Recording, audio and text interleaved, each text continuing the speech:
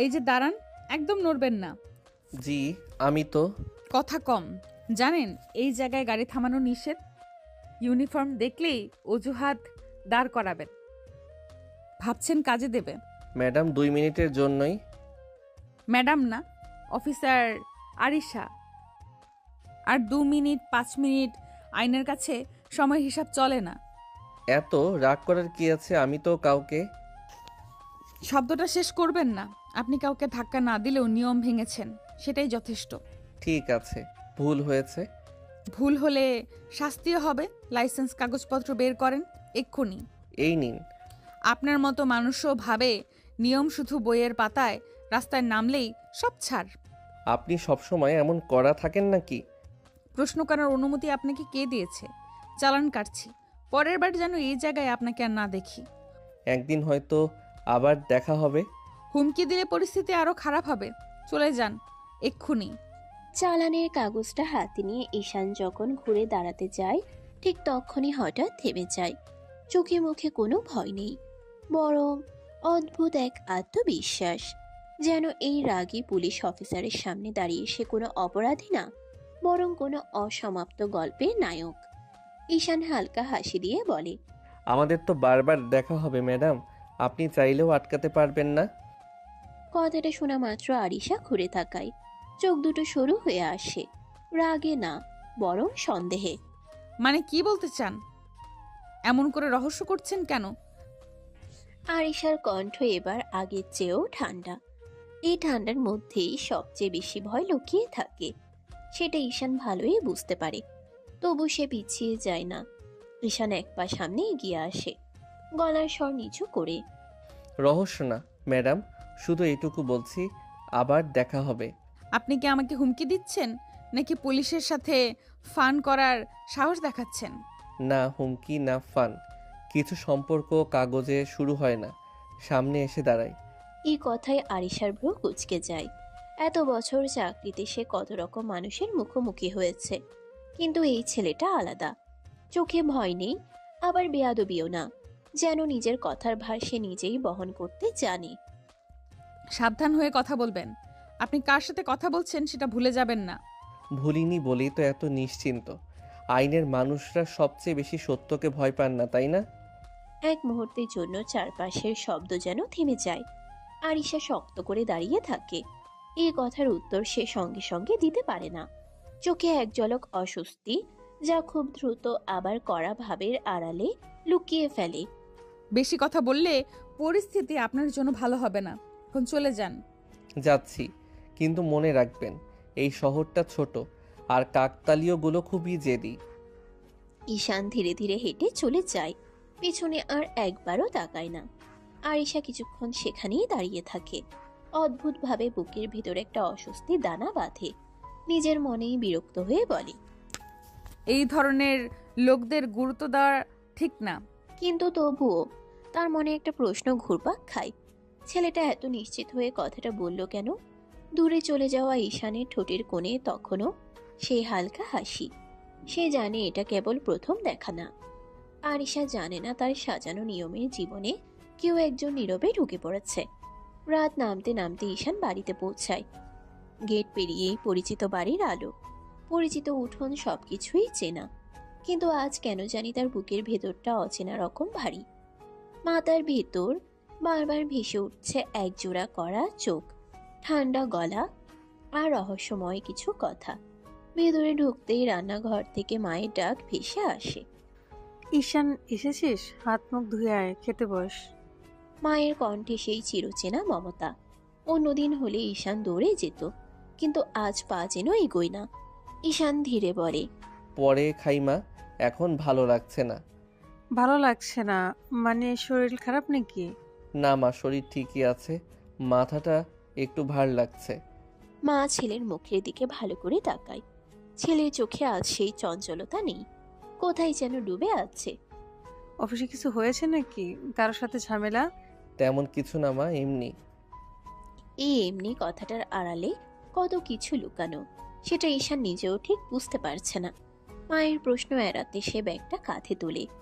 আমি একটু উপরে যাচ্ছি মা, ঘুমালে ঠিক হয়ে যাবে। ঠিক আছে, তোর জন্য খাবার রেখে দিচ্ছি, খিদে লাগলে খেয়ে নিস। ঈশান কোনো উত্তর দেয় না। সিঁড়ি ভেঙে ধীরে ধীরে উপরে উঠে যায়। প্রতিটা ধাপে যেন তার মাথার ভেতরের ভাবনাগুলো ভারী হয়ে ওঠে। রুমে ঢুকে দরজাটা বন্ধ করতেই সে বিছানায় বসে পড়ে। চোখ বন্ধ করলেও শান্তি আসে না। আরিশার কণ্ঠ কানে বাজে। শব্দটা শেষ করবেন না, চলে যান। ঈশান নিজের ঠোঁটের অজান্তেই এক চিলতে হাসি টেনে নেয়।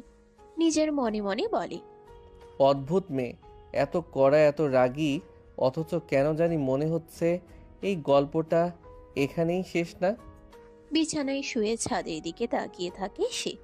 বাইরে কোথাও দূরে গাড়ির শব্দ, শহরের কোলাহল, সব মিলিয়ে রাতটা ধীরে ধীরে গভীর হয়। আর নিচে রান্নাঘরে মা থালায় ভাত ঢালতে ঢালতে একবার দীর্ঘশ্বাস ফেলে। মায়ের মন বলে, ছেলেটার চোখে আজ অন্যরকম কিছু আছে। এই রাতে দুজন মানুষ আলাদা জায়গায় দাঁড়িয়ে, আলাদা ভাবনায় ডুবে। একজন জানে না সে কার জীবনে ঢুকে পড়েছে, আর আরেকজন বুঝতে শুরু করেছে তার নিয়মের জীবনে কেউ একজন নীরবে নড়াচড়া শুরু করেছে। সকালের রোদটা আজ একটু বেশি তীক্ষ্ণ। ব্যাগ কাঁধে নিয়ে ঈশান ভার্সিটির গেট বেরোয়। চারপাশে পরিচিত কোলাহল, হাসি, আড্ডা, দৌড়ঝাঁপ। শুধু তার ভেতরটা অদ্ভুতভাবে চুপচাপ। মাথার ভিতর এখনো গতকালের কিছু কথা ঘুরে বেড়াচ্ছে। কিছু চোখ, কিছু রাগী উচ্চারণ। ক্যাম্পাসের ভেতরে ঢুকতেই হঠাৎ পেছন থেকে ডাক। এই ঈশান, কই থাকিস রে? ফোন ধরিস না কেন? কাল থেকে ফোন দিচ্ছি, একবারও রিসিভ করলি না। হঠাৎ এত ব্যস্ত হলি নাকি? আরে না রে, এমনিতেই। এই এমনিতেই শব্দটা যেন ঈশানের আজকের সবচেয়ে বড় ঢাল। বন্ধুরা মুখের দিকে তাকিয়ে থাকে। এমনিতেই মানে কি? তোর মুখ দেখে তো ভালো লাগছে না। বেশি ভেবে লাভ নাই, রাতে মাথাটা একটু ধরেছিল, তাই ফোনটা সাইলেন্টে ছিল। বাহ, আমাদের খবর নেওয়ার দরকারই মনে হলো না। ঠিক আছে, মেনে নিলাম। তিনজন একসাথে হাঁটতে হাঁটতে ক্লাসরুমের দিকে যায়। চারপাশে পরিচিত করিডোর, দেয়ালে নোটিশ বোর্ড, দূরে ক্যান্টিনের গন্ধ, সবই চেনা। তবু ঈশানের কাছে আজ সবকিছু একটু দূরের মনে হচ্ছে। ক্লাসের সামনে দাঁড়িয়ে বন্ধু এক আবার বলে, শোন, আজ স্যারের ক্লাসে ঢুকবি তো? কালকে টপিকটা বুঝিস নাই? ঢুকবো না কেন? আজ তো প্রেজেন্টেশন নিয়েই পড়াবে। আরে হ্যাঁ, লাস্ট সেমিস্টারের সেই থিওরি যেটা কেউ ঠিকমতো বোঝে না। ঈশান এবার একটু সিরিয়াস হয়। চোখে সেই চঞ্চলতা ফিরে, যেটা পড়াশোনার সময় ওর আলাদা পরিচয়। ওইটা কঠিন কিছু না, বেসিকটা ক্লিয়ার থাকলে সব সহজ। তাহলে তুই আমাদের উদ্ধার করবি। আজ ক্লাসে এসে সব বুঝিয়ে দিবি। ঠিক আছে, ক্যান্টিনে বসেই বুঝিয়ে দেব। বন্ধুরা হাসতে হাসতে ক্লাসে ঢুকে যায়। বেঞ্চে বসে ঈশান খাতা খুলে বোর্ডের দিকে তাকালেও মনটা পুরোপুরি সেখানে নেই। হঠাৎ করে কলম থেমে যায়। চোখের সামনে ভেসে উঠে কড়া দৃষ্টি, ঠান্ডা গলা। আপনি কার সাথে কথা বলছেন সেটা ভুলে যাবেন না। এই কি হলো, হঠাৎ চুপ কেন? কিছু না, স্যার আসছে, চুপ কর। ক্লাস শুরু হয়। বোর্ডে লেখা স্যারের ব্যাখ্যা সবই বলছে। বোর্ডে লেখা স্যারের ব্যাখ্যা সবই চলছে। ঈশান নোট নেয়, প্রশ্নের উত্তর দেয়। বাইরে থেকে দেখলে কেউ বুঝতেই পারবে না তার ভেতরে অন্য এক অদৃশ্য অস্থিরতা কাজ করছে। ক্লাস শেষে বন্ধুরা আবার ঘিরে ধরে। মানতেই হবে, আজ তুই একদম ফর্মে ছিলি। ওই লাস্ট প্রশ্নটার উত্তর না দিলে তো আমি শেষ। পড়াশোনা বাদ দিলে চলবে নাকি? ডিগ্রি তো আর রাস্তায় পাওয়া যায় না। ঠিকই বলেছিস, চল ক্যান্টিনে যাই, আজকের টপিকটা বুঝিয়ে দে। তারা ক্যান্টিনের দিকে হাঁটে। ঈশান হাঁটতে হাঁটতে ভাবে জীবনটা কত সহজ ছিল এতদিন। ক্লাস, বন্ধু, পড়াশোনা, এই গণ্ডির ভেতরেই সব। কিন্তু কেন জানি মনে হচ্ছে কোথাও থেকে কেউ একজন এসে এই গণ্ডির বাইরে টান দিচ্ছে। আর সেই টানটা অদ্ভুতভাবে সে নিজেও এড়াতে চাইছে না। ক্যান্টিনের এক কোণে তিনজন বসে। টেবিল জুড়ে খাতা, কলম আর আধ খাওয়া নাস্তা। চারপাশে আড্ডার শব্দ, চায়ের কাপের টুংটাং, সব মিলিয়ে ক্যাম্পাসের চেনা দৃশ্য। মাঝখানে বসে ঈশান বোঝাতে বোঝাতে বোর্ডের মতো খাতায় রেখা টানে। দেখ, এই অংশটা যদি আগে ধরিস তাহলে পরের ফর্মুলাটা এমনিতেই মিলবে। আচ্ছা, এখন বুঝছি, আগে মাথার উপর দিয়ে যেত সব। ঈশান ধৈর্য ধরে আবার বুঝিয়ে দেয়। কথার ভঙ্গিতে কোনো বিরক্তি নেই, বরং চোখে এক ধরনের স্থিরতা। হঠাৎ বন্ধু দুই ঈশানের দিকে তাকিয়ে হেসে বলে, একটা কথা বলি, রাগ করবি না কিন্তু। বল। কিরে, তুই তো 1 বছর আগেও পড়াশোনায় মন দিয়ে করতিস না? ক্লাসে ফাঁকি দিতি, আড্ডা, এই ছিল তোর লাইফ। হঠাৎ কি এমন দেখলি যে একদম বদলে গেছিস? কথাটা শুনে ঈশানের হাতের কলম থেমে যায়। সে কয়েক সেকেন্ড চুপ থাকে, চোখ নামিয়ে খাতার পাতায় তাকায়, যেন ভেতরের কথাগুলো গুছিয়ে নিচ্ছে। তারপর ধীরে ধীরে মাথা তুলে বলে, মানুষের একটা সময় আসে যখন সে বুঝতে শেখে সবকিছু হালকাভাবে নিলে জীবন হালকা থাকে না। বাহ, আজকাল দার্শনিক হয়ে যাচ্ছিস দেখছি। দার্শনিক না, বাস্তববাদী। চারপাশের শব্দ যেন একটু দূরে সরে যায়। ঈশানের কণ্ঠে এবার এক ধরনের দৃঢ়তা। জীবনের লক্ষ্যে পৌঁছাতে পড়াশোনা সবার আগে। আমি বুঝে গেছি শর্টকাটে খুব দূরে যাওয়া যায় না, তাই আমি সেই পথটাই বেছে নিয়েছি। হঠাৎ এত বড় সিদ্ধান্তের পেছনে কোনো কারণ আছে নাকি? এক মুহূর্তের জন্য ঈশানের চোখে ভেসে ওঠে কিছু তিক্ত অতীত। ঈশানের গলা ধরে আসে। সে দ্রুতই নিজেকে সামলে নেয়। কারণ থাকতেই পারে, কিন্তু সব কারণ সবাইকেই বলতে নেই। যাই হোক, ভালো দেখেই তো যাচ্ছিস, আমাদেরও একটু টেনে তুলিস। সেটাই তো করছি। একসাথে থাকলে এগোনো সহজ হয়। তিনজন আবার পড়ায় মন দেয়। ঈশান বোঝাতে থাকে, বন্ধুরা মন দিয়ে শোনে। বাইরে থেকে দেখলে মনে হবে এটা নিছকই একদল ছাত্রের পড়াশোনা, কিন্তু ঈশানের ভেতরে তখন অন্য এক দৃশ্য। নিজের মনে এসে বলে, লক্ষ্য ঠিক না করলে কারোর সামনে দাঁড়ানো যায় না। বিকেলের আড্ডা শেষে ঈশান ভার্সিটির গেট পেরিয়ে বের হয়। চারপাশে ছাত্রছাত্রীদের ভিড়, গাড়ির শব্দ, পরিচিত কোলাহল। সে একটু সামনে এগিয়েই হঠাৎ থেমে যায়। সামনের রাস্তায় উত্তেজনা। দুজন কনস্টেবল এক লোককে ধরে রেখেছে। লোকটা চেঁচাচ্ছে, হাত ছাড়ানোর চেষ্টা করছে। আর ঠিক মাঝখানে কড়া ভঙ্গিতে দাঁড়িয়ে আছে আরিশা। চোখে সেই চেনা আগুন, কণ্ঠে কোনো নরম ভাব নেই। চুপ করুন, আর একবার নড়াচড়া করলে অবস্থা খারাপ হবে। আসামিটা মরিয়া হয়ে হাত ছাড়াতে চাইছে। আরিশা এক ঝটকায় তার কলার চেপে ধরে।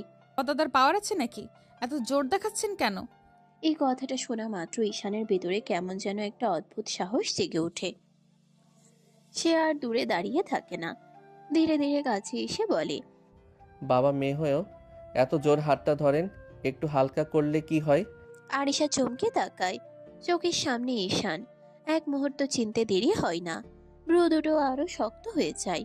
একটা খেয়ে দেখুন মিস্টার, কেমন লাগে। মার নয়, আদর পেতে চাই। কনস্টেবল দুজন পর্যন্ত একবার করে তাকায়। আরিশার চোখের রাগ মুহূর্তে দ্বিগুণ হয়। পুলিশের সাথে ফ্লার্ট, জেলে ভরে দেব কিন্তু। তাহলে তো দেখা আরো নিয়মিত হবে। আপনার কথাই তো ঠিক হলো। বেশি বুদ্ধি দেখাবেন না, আমি ডিউটিতে আছি। জানি আপনাকে ডিউটিতেই সবচেয়ে ভয়ঙ্কর লাগে। এক সেকেন্ডের জন্য দুজনের চোখে চোখ, চারপাশের শব্দ যেন মিলিয়ে যায়। তারপর আরিশা নিজেকে শক্ত করে নেয়। কনস্টেবল, আসামিকে গাড়িতে তুলুন। আসামিকে তুলে নেওয়া হয়। গাড়ি এগিয়ে যায়। আরিশা ঘুরে আবার ঈশানের দিকে তাকায়। আপনি এখান থেকে যান, নইলে সত্যিই ঝামেলায় পড়বেন। ঝামেলাই তো খুঁজছি, বলে বারবার আপনার সামনে পড়ছি কেন? আরিশা আর এক মুহূর্তও দাঁড়ায় না, কড়া পায়ে হেঁটে চলে যায়। ইউনিফর্মের ভেতরেও তার রাগ স্পষ্ট। ঈশান পেছনে দাঁড়িয়ে তাকিয়ে থাকে। ঠোঁটের কোণে ধীরে একটা হাসি ফুটে ওঠে। আরিশা দ্রুত পায়ে হাঁটছে। ডিউটির রেশ এখনো শরীরে, চোখে সেই চেনা করা ভাব। হঠাৎ পেছন থেকে দৌড়ে আসার শব্দ। এই যে, দাঁড়ান। আরিশা থামে না। ঈশান আরো কাছে এসে হাঁটতে হাঁটতেই বলে, বাইরে তো এত রাগী, ভিতরে কেমন আপনি? এই কথায় আরিশা হঠাৎ থেমে যায়। ধীরে ঘুরে তাকায়, চোখে আগুনের ঝিলিক। ভেতরে খাবার, আপনি নিয়ে কি করবেন? জানার ইচ্ছে আছে বলেই তো মানুষ বাইরে একরকম ভিতরে আরেক রকম হয়। আরিশা ঠোঁট চেপে ধরে। এই ছেলেটা সীমা বোঝে না, নাকি বুঝেও ভাঙছে তা সে ধরতে পারছে না। বেশি ব্যক্তিগত প্রশ্ন করছেন, এটা ভালো লক্ষণ না। আচ্ছা, ব্যক্তিগতই যদি বলি, স্বামীকে কে খুব আদর করেন? আপনাকে বলবো কেন? আপনি কে আমার? গলা উঁচু না, কিন্তু প্রতিটা শব্দ কাটার মতো ধার। আশপাশের দু একজন তাকিয়ে দেখে। ঈশান অবশ্য এক চুলও বিচলিত না। ঠিকই তো, আমি তো এখনো কেউ না, তবু জানার ইচ্ছে আছে। কোন সাহসী পুলিশ অফিসারের ব্যক্তিগত জীবন নিয়ে কথা বলেন? সাহস না, কৌতূহল। বাইরে এত কঠিন, ভিতরে কি একটু নরম না? এই প্রশ্নে আরিশা চুপ করে যায়। 1 সেকেন্ডের জন্য তার চোখে একটা অদ্ভুত ছায়া খেলে যায়। খুব দ্রুত আবার কড়া ভাব ফিরে আসে।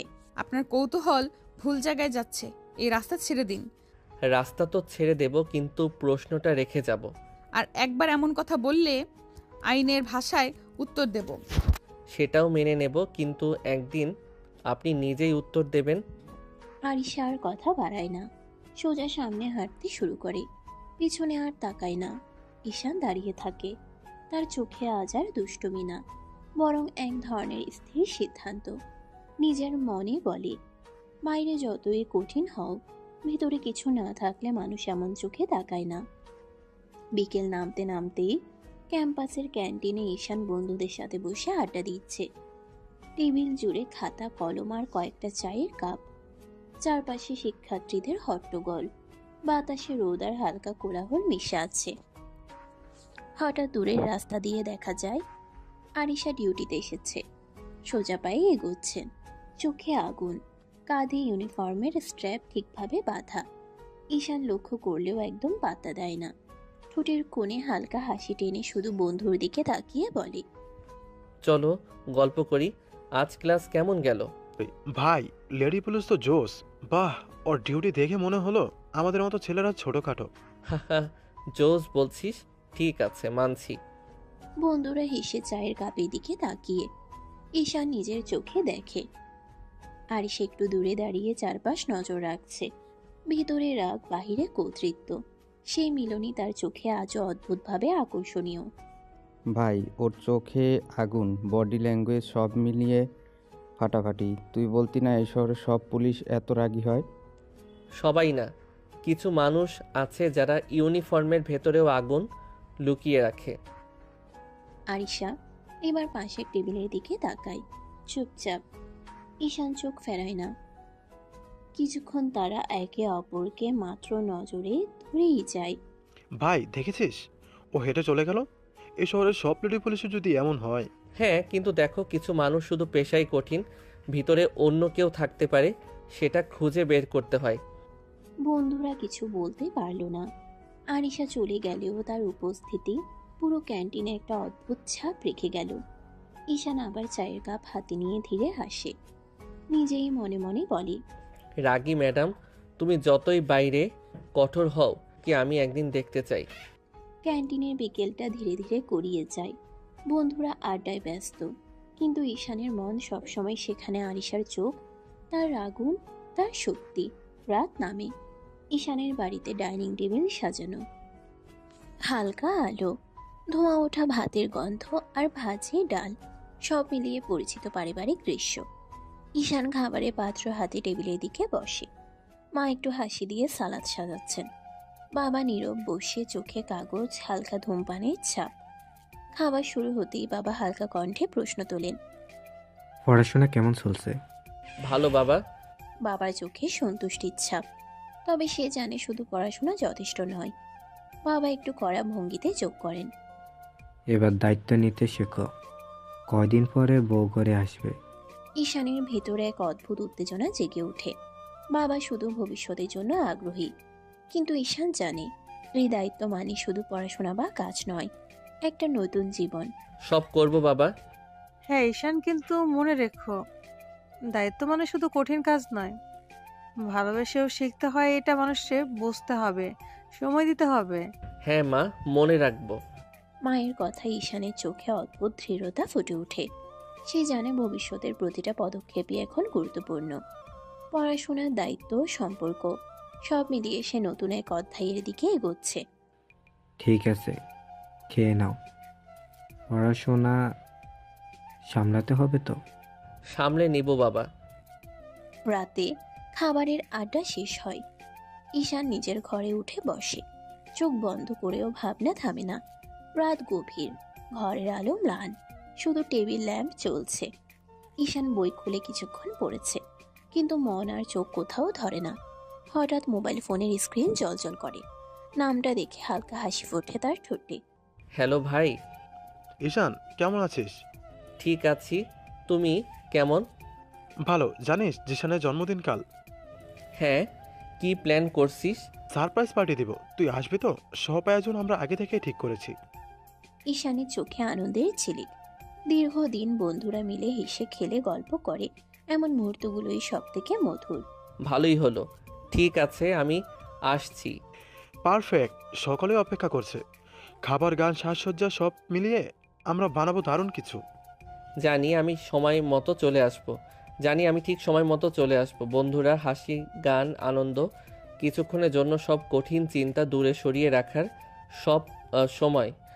ঘড়ির কাঁটা এগোচ্ছে, রাতের নীরবতা ভাঙছে না। ঈশান বইটি বন্ধ করে নিজের বিছানায় শুয়ে থাকে। মনে বারবার বাজছে কাল জিসানের জন্মদিন, সারপ্রাইজ, বন্ধুত্ব, আনন্দ আর এক নতুন গল্প শুরু হতে যাচ্ছে। রাত গভীর, চাঁদ হালকা আলো ছড়িয়ে দিয়েছে মাঠের উপর। ঘাসে শিশির ঝরছে, বাতাসে ঘ্রাণ মিশেছে ফুলের এবং কুড়ির।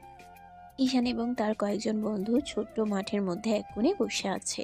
হাতে লাইট, ব্যাগে কেক, সজ্জার জন্য রঙিন ব্যানার, সব প্রস্তুত। ঠিক আছে সবাই, সব ঠিকঠাক আছে তো? হ্যাঁ ভাই, সব ঠিক। জিসান কখন আসবে সেটা তো আমরা টাইমিং ঠিক করেছি।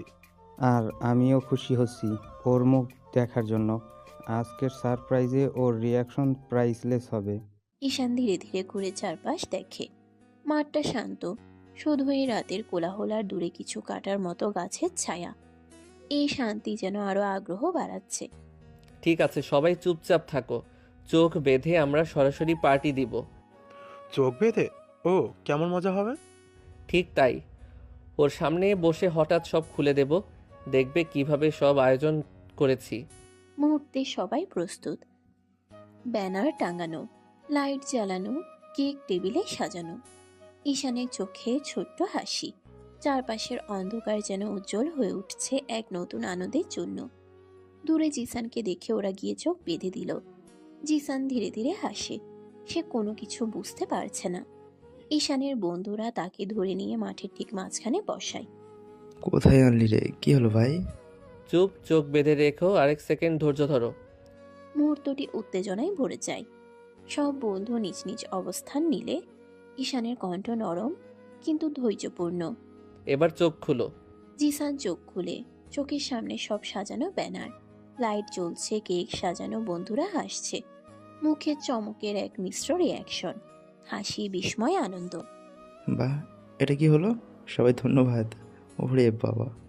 সারপ্রাইজ আজকের রাত শুধু তোমার জন্য জিসান। জিসান দৌড়ে গিয়ে ঈশানের কাঁধে হাত রাখে। বন্ধুরা একসাথে হেসে ওঠে। মাঠে আলো, হাসি, কেকের ঘ্রাণ, সব মিলিয়ে এক অসাধারণ মুহূর্ত। এই তো আমি সবসময় চেয়েছি একটি সত্যিকারের সারপ্রাইজ। খুশি হয়েছিস তো? অনেক ভাই। জিসানের জন্মদিনের পার্টি শেষ। মাঠে এখন শুধু ছাপ্পা ছাপ্পা শিশিরের গন্ধ, হাওয়ায় মৃদু ঠান্ডা। ঈশান এবং তার বন্ধুরা একসাথে কেক কেটে, গান গেয়ে, আড্ডা দিয়ে আনন্দের শেষ মুহূর্ত উপভোগ করেছে। তারপর ধীরে ধীরে সবাই বিদায় নেয়। ঈশান ব্যাগ কাঁধে নিয়ে বাড়ির দিকে যাচ্ছিল। রাস্তা ফাঁকা, চারপাশে রাতের নীরবতা, হালকা বাতাস চোখে লাগে। হঠাৎ চোখ আটকে গেল দূরে। রাস্তার পাশে আরিশার স্কুটি স্টার্ট হচ্ছে না। ঈশান দ্রুত এগোতে শুরু করে। স্কুটি ঠিকমতো থেমে আছে। আরিশা কিছুটা ঝুঁকে চাবি ঘোরাচ্ছে। কি ম্যাডাম, কি সমস্যা? দেখতেই তো পাচ্ছেন কি সমস্যা, আবার জিজ্ঞেস করছেন কেন? ঈশানের ভেতরে এক ধরনের দুশ্চিন্তা জেগে ওঠে। রাত, নির্জন রাস্তা, একা মেয়ের সঙ্গে কিছুটা অস্বস্তি। একা একা একটা মেয়ে এত রাতে এই নির্জন জায়গায় ভয় করছে না? কিসের ভয়? যদি এখন কিছু হয়ে যায়? আরিশার চোখে অদ্ভুত এক ঝিলিক। প্রথমবার কেউ তার রাগের ভেতর এমন সতর্কতা দেখালো। সে চুপ করে স্টার্ট ঘুরিয়ে আবার চেষ্টা করে।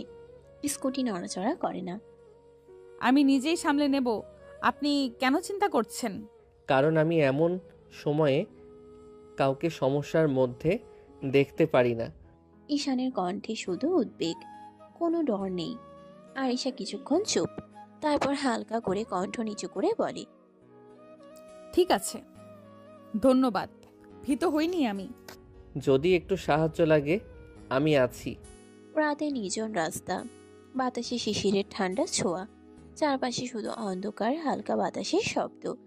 ঈশান স্কুটি পাশে রেখে আরিশার দিকে ধীরে এগিয়ে আসে। ঈশান হালকা হাসি দিয়ে কানের কাছে ফিসফিস করে বলে, দুজন এই নির্জন জায়গায় কেমন ফিল হচ্ছে ম্যাডাম? দূরে সরুন। ঈশান চোখের কৌতূহল আর চোখের কোণে ছোট্ট এক বাঁকা। ঈশানের চোখে কৌতূহল আর চোখের কোণে ছোট্ট এক বাঁকা হাসি। সে হঠাৎ করে আরিশার হাত ধরে ধীরে কাছে টানে। ঈশান হালকা হাসি দিয়ে গলায় মুখ ডুবিয়ে বলে, আপনি তো সাহসী, তাহলে কাঁপছেন কেন? ঈশান, সীমার বাইরে যাওয়ার চেষ্টা করলে চুপ করে ফিল করুন ম্যাম। সীমা বজায় রাখুন। ঈশান আর শুনল না। আরিশার ঠোঁটে ঠোঁট ডুবিয়ে কিস করতে লাগলো। বেশ কিছুক্ষণ পরে ঈশান ছেড়ে দিল আরিশাকে। আরিশা রেগে কিছু বলতে গিয়েও বলল না। আরিশা স্কুটি নিয়ে ধীরে ধীরে চলে যায়। ঈশান কিছুক্ষণ দাঁড়িয়ে থাকে। রাতের নীরবতার মধ্যে শুধু হৃদয়ে দ্রুততা অনুভব করে। আরিশা বাড়ি ফিরে আসে। রাত এখন পুরোপুরি নীরব। ঘরে হালকা আলো। আয়নার পাশে সে দাঁড়িয়ে। ভিতরে মনটা অচেনা উত্তেজনায় ভরা। রাগ আর দ্বন্দ্বের মিশ্রণ। আজ রাতে সেই নির্জন রাস্তায় ঈশানের সাহসী আচরণ আর আরিশার ভিতরের কৌতূহল সবই এখন একেবারে ভেসে ওঠে। আরিশা আয়নার সামনে দাঁড়িয়ে নিজেকে দেখছে। আর সেই মুহূর্তে চোখ বন্ধ করে মনে মনে সেই চুম্বনের স্পর্শটি পুনরায় অনুভব করে। আরিশা নিজের মনে হালকা শ্বাস ফেলতে ফেলতে বলে, পিচ্চি ছেলের এত সাহস আমাকে কিস করে। ঈশানের ঠোঁটের ছোঁয়া, হালকা মিষ্টি চুম্বন মুহূর্তটা তার ভেতর উষ্ণতা ছড়িয়ে দেয়। রাগী চোখ, শক্ত মন সব মিলিয়ে ভেতরের অদ্ভুত নরমতা জাগে। ওকে দেখে নেব। যে সাহস দেখালো, আজ রাতে যা হলো তা শুধু একটা মুহূর্ত নয়, ভেতরে একটা নতুন অনুভূতি শুরু হয়েছে। পরের দিন সকালে আরিশার ঘরে আলো ঢুকছে, কিন্তু মনটা মোটেই শান্ত নয়। খাবারের টেবিল সাজানো, তবে আরিশার চোখে চিন্তার ছাপ। হঠাৎ বাবা মুখে কড়া ভাব নিয়ে প্রশ্ন তোলেন, তুমি কি ও বাড়ি যাবে না? কোন বাড়ি? তা তুমি ভালো করে জানো। আমার কোনো ইচ্ছে নেই যাওয়ার। কেন যাবে না তুমি? তুমি ভালোই জানো কেন। মেজাজটা গরম। ঘরের মধ্যে একটা চাপ অনুভূত হচ্ছে। আরিশা জানে কথা বেশি বললে কেবল পরিস্থিতি খারাপ হবে। সে চুপচাপ টেবিলের দিকে তাকায়, হাতে চা নেয়। হ্যাঁ মা। খাবার শেষ করে আরিশা সোজা ডিউটির ইউনিফর্ম পরে বের হয়। বাবা মায়ের চোখে অদ্ভুত চিন্তা, আর আরিশার মনে এক ধরনের চরম দৃঢ়তা। সকালে ডিউটি শুরু হয়ে গেছে। আরিশা ইউনিফর্মে, পায়ে জুতা ঠিকমতো বাঁধা, চোখে আগুন, মনটা এখনো ভরা বাবার কথার খ্যাপা রাগ। সে নিজের ভিতরের উত্তেজনা সামলাতে চেষ্টা করছে, কিন্তু প্রতিটা পদক্ষেপে মনে হচ্ছে সেই কথাগুলো ফিরে ফিরে আসে। হঠাৎ পা মচকে যায়। আরিশা ভারসাম্য হারাতে বসে। মুহূর্তেই পাশ থেকে একটি শক্ত হাত তাকে ধরে ধরে রাখে। সাবধানে ম্যাডাম। আপনি এখানে কেন? এখান দিয়ে যাচ্ছিলাম। আমাকে ফলো করছেন? চাইলে করতে পারি। যে হর। কি বলছেন এইসব? না ম্যাডাম, আমি শুধু নিশ্চিত হতে চাচ্ছি আপনি ঠিক আছেন। ঠিক আছি। আপনি এক্ষুনি চলে যান। অন্য সময় ফলো করার সাহস দেখাবেন না। ঈশান একটু হেসে ধীরে দূরে সরে যায়। আরিশা আবার নিজের ভিতরের উত্তেজনা সামলাতে থাকে। ঈশান একটু দূরে গিয়ে দাঁড়ায়। চোখে সেই দুষ্টু ঝিলিক, ঠোঁটের কোণে বাঁকা হাসি। হঠাৎ আকাশের দিকে আঙ্গুল ছুঁয়ে আরিশার দিকে একটা ফ্লাইং কিস ছুড়ে দেয়। আরিশার রক্তচাপ যেন এক লাফে বেড়ে যায়। চোখ লাল, কণ্ঠ কঠিন। আর 1 সেকেন্ডও দাঁড়ালে জেলে ভরে দেব, বুঝলেন? জেলে? তাহলে মনের জেলেই ভরেন ম্যাডাম। বাইরে থাকলে তো আপনাকে দেখে অপরাধ করে ফেলি। বেশি চালাকির চেষ্টা করবেন না। আমি পুলিশ, মজা করছি না। জানি, তাই তো বলছি আপনার মনের জেলে থাকলেই শান্তি। আরিশা কিছু বলার আগে ঈশান ঘুরে হাঁটতে শুরু করে। 2-1 কদম গিয়ে আবার থামে, কাঁধের উপর দিয়ে তাকায়। ম্যাডাম, রাগ করলে আপনাকে আরো হট লাগে। আপনাকে একদিন সত্যি সত্যি হাত করা পরাবো। সেদিনটার অপেক্ষাতেই তো আছি। ঈশান চলে যায়। আরিশা কিছুক্ষণ দাঁড়িয়ে থাকে। চারপাশে ডিউটির কোলাহল, কিন্তু তার ভেতরে অদ্ভুত এক অস্থিরতা। রাগে দাঁত চেপে ধরে সে ফিসফিস করে বলে, এই ছেলেটা আমার মাথা গরম করতেই জন্মেছে। তবুও অজান্তেই তার চোখের কোণে এক মুহূর্তের জন্য অন্যরকম এক ঝাঁকুনি খেলে যায়, যেটা সে কোনোভাবেই স্বীকার করতে চায় না। কয়েকদিন পরে সকালে ঘরের মধ্যে চায়ের কাপে হালকা ধোয়া, কিন্তু আরিশার মন আজও পূর্ণ এক চিন্তায়। হঠাৎ বাবা মুখে সতর্ক ভঙ্গি নিয়ে বলে, তোমার আজাদ আঙ্কেলের বাড়িতে দাওয়াত আছে, চলো যেতে হবে। আমার ডিউটি আছে, তোমরা যাও।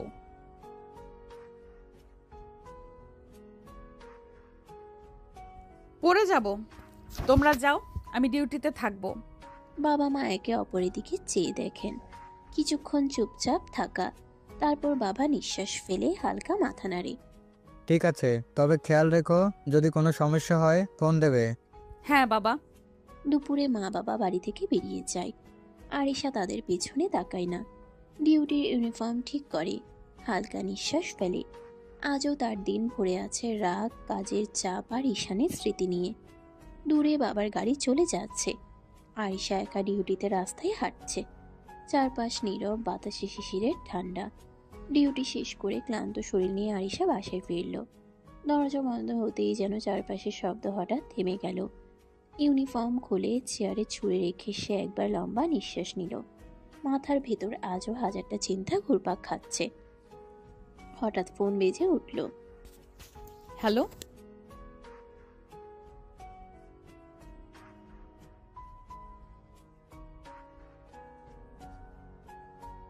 কেন পারবো না? আমি কি ছোট বাচ্চা নাকি?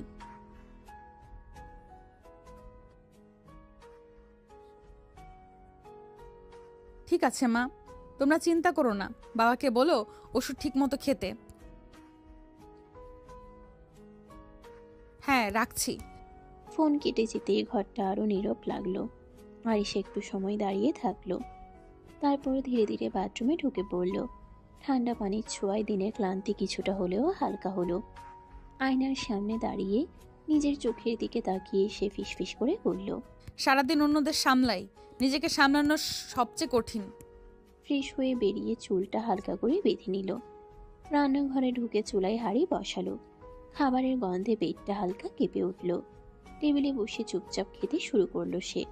খেতে খেতেই হঠাৎ অজান্তে ঈশানের কথা মনে পড়ে গেল, তার সেই দুষ্টু হাসি, উস্কানি মাখা কথা। আরিশা কাটা থামিয়ে বিরক্ত স্বরে বলে উঠল, ধ্যাৎ, এই ছেলেটা মাথা থেকে যায় না কেন? নিজের উপরে রাগ করে আবার খাওয়া শুরু করলো। খাওয়া শেষ করে প্লেট সিঙ্কে রেখে লাইটটা নিভিয়ে দিল। ঘরের এক কোণে দাঁড়িয়ে জানালার বাইরে তাকালো। শহরের আলো, দূরের গাড়ির শব্দ, সব মিলিয়ে রাতটা অদ্ভুত রকম ভারী। ঘরের আলো নিভিয়ে বিছানায় শুয়ে পড়ে আরিশা। চোখ বন্ধ করলেও ঘুম আসে না। মাথার ভিতরে ঘুরতে থাকে একটাই কথা, চাকরি, দায়িত্ব, ইউনিফর্ম। নিজের ইচ্ছে, নিজের চাওয়াগুলো যেন ধীরে ধীরে কোথাও হারিয়ে যাচ্ছে। আরিশা হালকা দীর্ঘশ্বাস ফেলে উঠে বসে। সবকিছু কি শুধু ডিউটি আর দায়িত্বেই শেষ হয়ে যাবে? হঠাৎ সে আলমারির দিকে তাকায়। অনেকদিন না ছোঁয়া এক কোণে ভাঁজ করা একটা শাড়ি হাত বাড়িয়ে বের করে আনে। নরম কাপড়টা আঙ্গুলে ছুঁতেই মনটা অদ্ভুতভাবে নরম হয়ে আসে। কিছুক্ষণ পর শাড়ি পরে চুলটা হালকা করে ছেড়ে সামান্য কাজল আর লিপস্টিক, খুব বেশি সাজ নয়, তবু আয়নায় তাকিয়ে নিজেকে একটু অন্যরকম লাগে। আরিশা আয়নার সামনে দাঁড়িয়ে মৃদু হেসে বলে, বাবা, একদম বউ লাগছে। বউই তো। কে? দৃষ্টি গিয়ে আটকে যায় ব্যালকনির দিকে। আধো অন্ধকারে রেলিংয়ে হেলান দিয়ে দাঁড়িয়ে ঈশান, মুখে সেই চিরচেনা দুষ্ট হাসি। আপনি এখানে কেন? ইচ্ছে হলো। আপনার মাথা ঠিক আছে? এভাবে কারো বাসায় ঢোকা? দরজা দিয়ে না, মন দিয়ে ঢুকলে দোষ হয় না ম্যাডাম। বেশি কথা বলবেন না, এক্ষুনি বের হন, না হলে জেলে ভরবেন। আজ কিন্তু ইউনিফর্ম নেই, আজ আপনি শুধু আরিশা। আরিশা কিছুক্ষণ চুপ করে থাকে। নিজের সাজানো প্রতিবিম্ব, সামনে দাঁড়ানো এই বেপরোয়া ছেলেটা, সব মিলিয়ে মুহূর্তটা অস্বস্তিকর, তবু অদ্ভুতভাবে থামিয়ে দেয় সময়। এই বাড়ি ছেড়ে যান ঈশান। আপনি যখন হাসেন, এই রাগী পুলিশ আপুটা থাকে না, তখন আপনি শুধু ভীষণ সুন্দর। চলে যান, আমি বাড়িতে একা, কেউ দেখলে খারাপ হবে। ঈশান এক মুহূর্ত থামে, তারপর ধীরে ধীরে ব্যালকনির ভেতর পা রাখে। দরজাটা আলতো করে বন্ধ করে দেয় তালা না দিয়ে, শুধু হাওয়ার শব্দ থামানোর জন্য। জানি কেউ নেই বলেই তো এসেছি। এভাবে কথা বলবেন না, এটা ঠিক না। ঠিক ভুল আপনি ভালো জানেন, আমি শুধু বলছি আজ আপনাকে আলাদা লাগছে। বেশি বাড়বেন না। ঠিক তখনই ঈশান থেমে যায়। কোনো জোর নয়, কোনো হঠাৎ ছোঁয়া নয়, শুধু চোখে চোখ রেখে নরম গলায় বলে, খুব সুন্দর লাগছে, এভাবে তো কখনো দেখা হয়নি।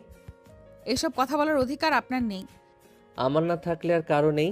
ঠিক আছে, আপনি না চাইলে কিছুই হবে না, কিন্তু একটা কথা বলবই, আমি পিছু ছাড়বো না। আপনাকে নয়, আপনার রাগের আড়ালে লুকানো এই আরিশাটাকে জানার চেষ্টা করব। আরিশা কিছু বলতে পারে না। রাগ, অস্বস্তি আর অজানা অনুভূতি একসাথে গলা বেঁধে ধরে। ঈশান দরজার দিকে ঘুরে দাঁড়ায়। সে বেরিয়ে যায়। দরজা বন্ধ হয়। ঘরে নীরবতা ফিরে আসে।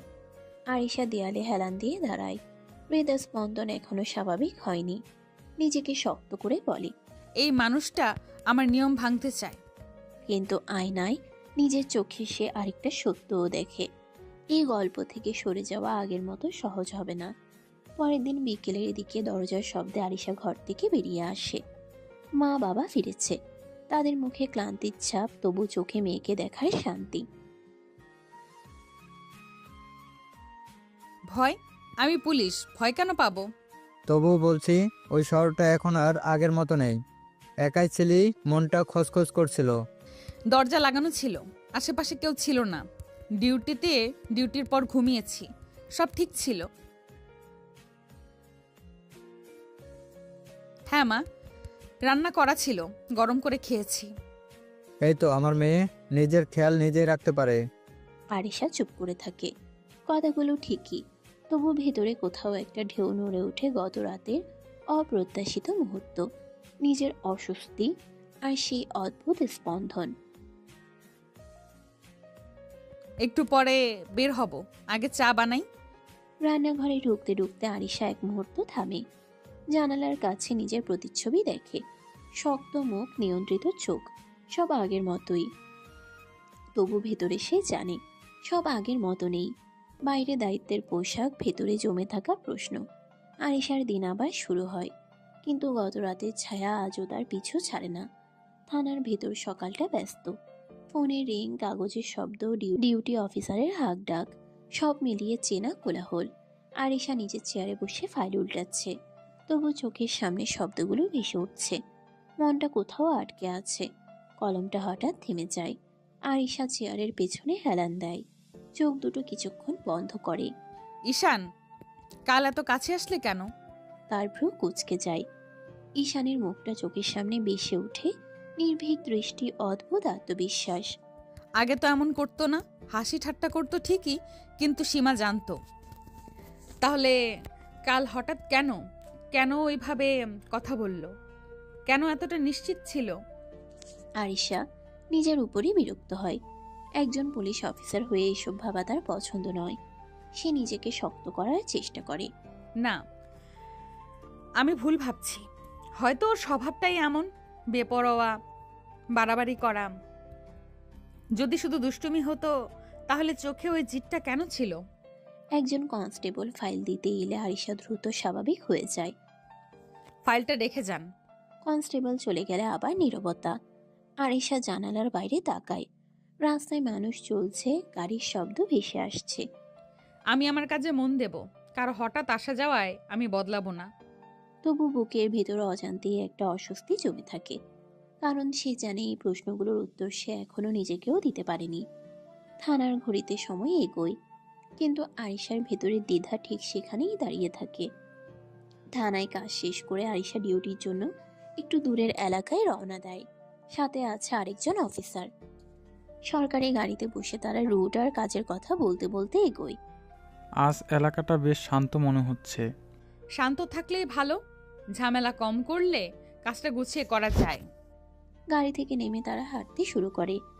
ডিউটির মাঝে দু একটা হালকা কথা, অফিসের গল্প। আরিশার মুখে আজ অচেনা একটা স্বাভাবিক হাসি। সে হাসিটা সে খুব কমই দেখায়। আজ আপনাকে বেশ ফ্রেশ লাগছে। ডিউটি ভালো, গেলে মনটাও ভালো থাকে। এই দৃশ্যটা দূর থেকে দেখছে আরেকজন। রাস্তার ওপাশে দাঁড়িয়ে ঈশান, চোখ দুটো স্থির, মুখ শক্ত। আরিশার হাসিটা তার চোখে যেন কাটার মতো বিধে। ওর মুখে এই হাসি আমার সামনে তো কখনো হাসে না। এই অফিসারের সাথে এত হাসি কেন? আমাকে দেখলে তো আগুন হয়ে যায়। আরিশা কথা বলতে বলতে একবার ঘুরে তাকায়, চোখের কোণে ঈশানের উপস্থিতি টের পায়। মুহূর্তের জন্য হাসিটা থেমে যায়, কিন্তু সে কিছুই প্রকাশ করে না, আবার স্বাভাবিক হয়ে কাজে মন দেয়। ঈশান সেটা লক্ষ্য করে আরো চুপসে যায়। ঠিক আছে, হাসি আজ অন্যদের জন্য, কিন্তু এই হাসির মানে আমি বুঝে নেব। আরিশা আর সে অফিসার ডিউটির কাজে ব্যস্ত। হঠাৎ অফিসারের ফোন বেজে ওঠে। আপনি একটু দাঁড়ান, কলটা রিসিভ করে আসছি। আরিশা মাথা নাড়ে। অফিসার কয়েক কদম দূরে সরে যায়। ঠিক সেই মুহূর্তে একটা হাত হঠাৎ আরিশার কবজি ধরে টানে। আরিশা চমকে গিয়ে এসে ঘুরে দাঁড়ায়। কি করছো? আড়ালের ছায়ায় ঈশান, চোখে চাপা রাগ, কণ্ঠ নিচু কিন্তু টান টান। ঈশান রেগে বলল, ওই অফিসারের সাথে এত হাসি কেন? ছাড়ো, আমি কার সাথে হাসবো, কার সাথে কথা বলবো ওটা আমার ব্যাপার, তোমার কি? আমার সামনে তো কখনো হাসেন না। কারণ আমি তোমার ইচ্ছে মতো চলি না। ঈশান আরেকটু কাছে আসে, এতটাই কাছে যে তার নিঃশ্বাস আরিশার কানে লাগে। সে কিস করে না, শুধু গলার খুব কাছে মুখ এনে ফিসফিস করে। আমার সামনে হাসুন, আমি দেখব, শুধু দেখব। আরিশার বুক ধক করে ওঠে, রাগে নয়, এ অপ্রত্যাশিত ঘনিষ্ঠতায়। সে নিজেকে সামলে এক পা পিছিয়ে যায়। সীমা ছাড়াবে না ঈশান, আমি ডিউটিতে আছি। ঠিক আছে, কিন্তু একটা কথা মনে রাখবেন, আপনার হাসি আমাকে অদ্ভুতভাবে জ্বালায়। এই বলে ঈশান সরে যায়। ঠিক তখনই অফিসার ফিরে আসে। চলুন কাজ শেষ করা যাক। আরিশা মাথা নাড়ে, মুখ শক্ত কিন্তু ভেতরে অস্থির ঢেউ। ডিউটি চলতে থাকে, কিন্তু আড়ালে সেই মুহূর্ত দুজনের মনেই গভীর দাগ কেটে যায়। রাত গভীর, ঘরের লাইটগুলো নিভে এসেছে, শুধু ড্রয়িং রুমে হালকা আলো জ্বলছে। আরিশা ডিউটি শেষে চুপচাপ বসে আছে, মুখে ক্লান্তি, চোখে একরাশ ভাবনা। হঠাৎ বাবা ধীরে এসে সামনে চেয়ারে বসেন। আর কতদিন এভাবে থাকবি আরিশা? এভাবে মানে? কাজ ডিউটি একা থাকা, মানুষ তো কথা বলে না মা, সমাজে কানাঘুষা থামে না। আমি মানুষের কথা ভাবি না বাবা। তুই না ভাবলো মানুষ ভাববে, আমরা তো এই সমাজে বাস করি, চাইলেও বাইরে থাকতে পারি না। আরিশা উঠে দাঁড়ায়, জানালার পাশে গিয়ে দাঁড়িয়ে বাইরে তাকায়।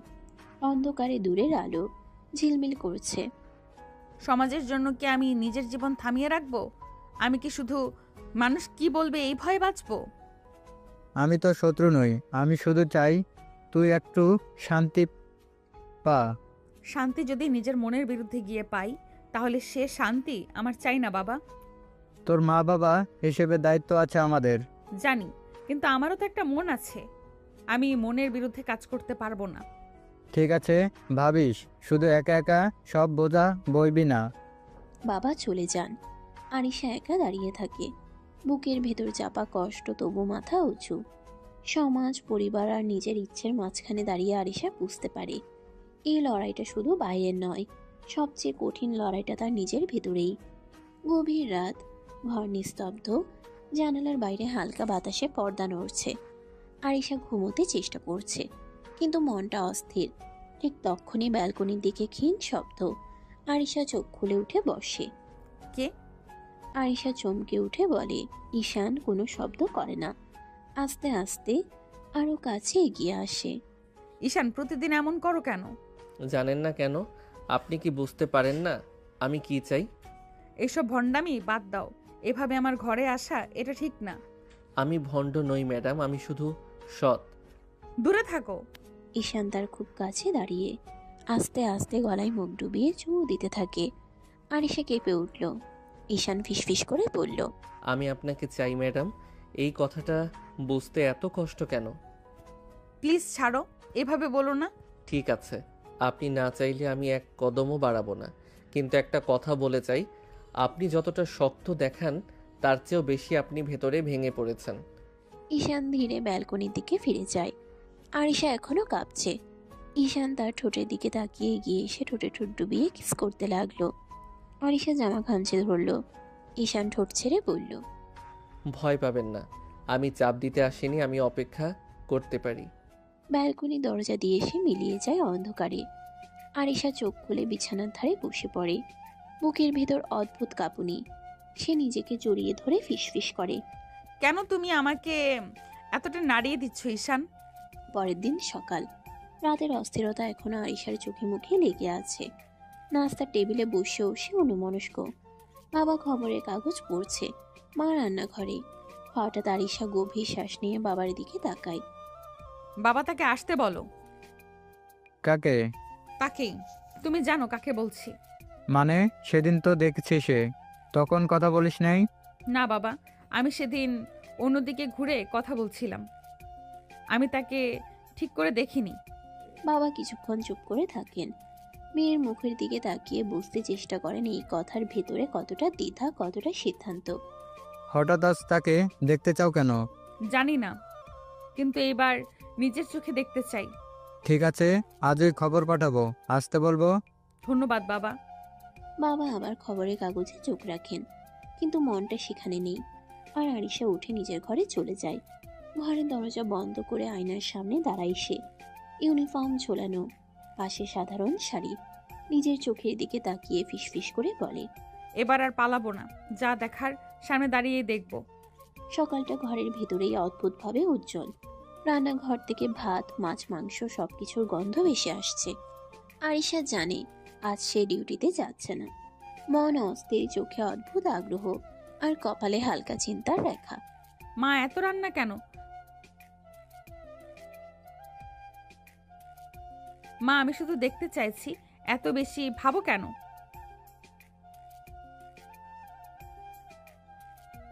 আরিশা কিছুক্ষণ চুপ করে থাকে।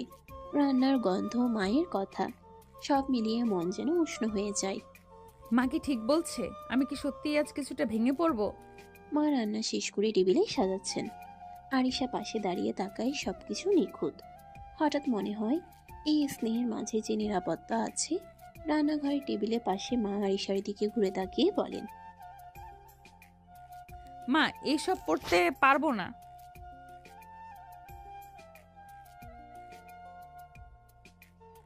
মা আমি কি সংসার করব নাকি? কেন এত সাজগোজের তারা?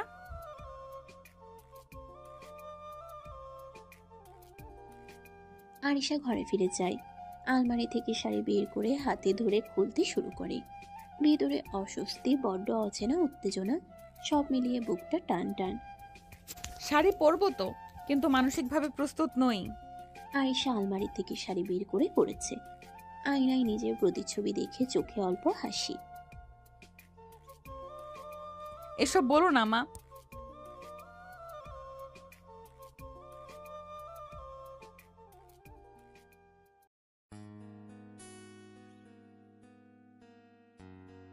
আয়েশা দীর্ঘ শ্বাস ফেলে। মুখে বিরক্তি রাখে না। কথা না বাড়িয়ে সাবধানে নিজের মতো করে হালকা সাজ করে। চোখের কোণে একটু কাজল, ঠোঁটে হালকা লিপস্টিক, চুলও সামান্য বাঁধে।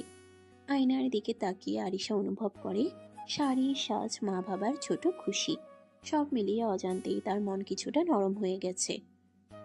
সন্ধ্যার আলো নরম, বাতাসে হালকা ঠান্ডা। আরিশা ব্যালকনিতে দাঁড়িয়ে আকাশের দিকে তাকিয়ে থাকে। মনটা অস্থির, শরীরটা আজও রাতের ঘটনা মনে করে কাঁপছে। হঠাৎ ধীরে ধীরে ছায়ার ভেতর থেকে ঈশান এগিয়ে আসে। চোখে এক অদ্ভুত তৃষ্ণা। আরিশা এখনো ভাবতে পারেনি। ঈশান গিয়ে আর এক মুহূর্ত বিলম্ব না করে গলার কাছে মুখ ডুবিয়ে কিস করতে শুরু করে। তুমি এখন এখানে কিভাবে এলে? দরজা দিয়ে। কি বলো? বাড়ির সবাই দেখেনি তো? দেখেছে তো, কি হয়েছে? মাথা খারাপ হয়ে গেছে তোমার ঈশান, চলে যাও। ঈশান একটু সরে আরিশার ঠোঁটের কাছে আবার মুখ নিয়ে যায়। এবার কিসটা অন্যরকম। ঈশান ঠোঁট কামড়ে ধরে কিস করতে লাগলো। তারপর কিস শেষ করে বলল, অনেক সুন্দর লাগছে শাড়িতে। আরিশা চোখ বুঝে ফেলে। রাগ, লজ্জা, অস্থিরতা সব মিলিয়ে তার বুকটা টান টান। সে নিজেকে সামলে দাঁড়ায়, কিন্তু ভেতরে অদ্ভুত উত্তেজনা। ব্যালকনির হালকা আলোয় আরিশা চোখ চেপে ধরে দাঁড়িয়ে, বুক ধরফর করছে। চলে যাও ঈশান, সবাই দেখবে। সবাই দেখেছে তো, আমি কি লুকিয়ে এসেছি নাকি? কেউ কিছু বলেনি। আপনার মা তো রুম দেখিয়ে দিল। কি বলো? ছি ছি, সবাই কি ভাববে? কি ভাববে? ভাববে আমরা রোম্যান্স করছি। মান সম্মান শেষ আমার। আরিশা দৌড়ে চলে যেতে চায়। কিন্তু ঈশান দ্রুত এগিয়ে এসে কোমরে হাত রেখে থামায়। কেউ কিছু বলবে না, ভয় পাবেন না, আসুন তো। আরিশা কিছুক্ষণ থেমে থাকে, চোখ বন্ধ করে। ঈশান ধীরে ধীরে তার গলায় মুখ ডুবিয়ে আবার কিস করতে শুরু করে।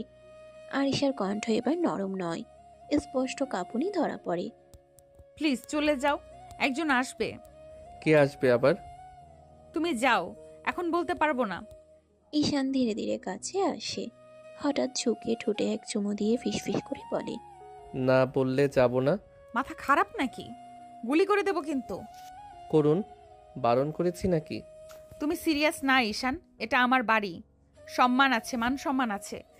ঈশান হালকা করে আরিশার কাঁধে হাত রাখে, গলায় মুখ ডুবিয়ে ধীরে ধীরে বলে, মান সম্মান আমি নষ্ট করতে আসিনি ম্যাডাম।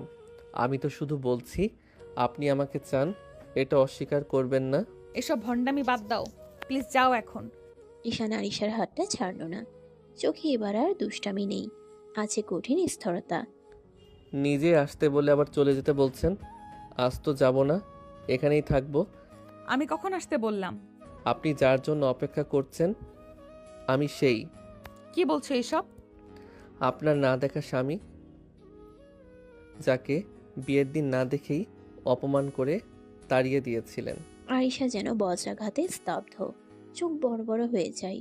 সে ভাবতেই পারেনি ছেলেটা ঈশান হতে পারে, কারণ আরিশা তো তাকে দেখেইনি। উল্টো ঘুরে রাগারাগি করে দাঁড়িয়ে দিয়েছিল।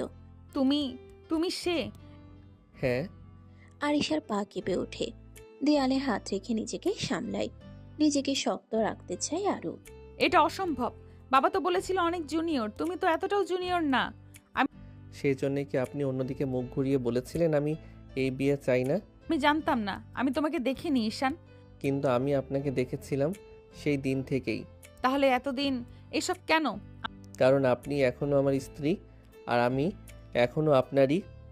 আরিশা চোখ বন্ধ করে ফেলে, ভিতরে ভিতরে যেন পুরো পৃথিবী উল্টে যাচ্ছে। সে কি করবে এবার? ঈশান তো একবার সামনে চলে এলো। আরিশা গভীর শ্বাস নিয়ে নিজেকে শক্ত করে নেয়। আমার কাছে ক্যারিয়ার আগে, তাই আমি বিয়েটা মানিনি।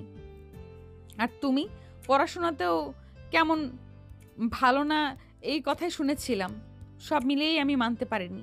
আমি এখন পড়াশোনা করি ম্যাডাম, পারবেন না? কথাটা বলেই সে মুখ ফিরিয়ে নেয়। ঠিক তখনই ঈশান এক পা এগিয়ে এসে আরিশার একদম কাছে চলে আসে। পারবেন না? আরিশা কিছু বলার আগে ঈশান ধীরে গলায় মুখ ডুবিয়ে নেয়, আস্তে আস্তে চুমু দিতে লাগলো।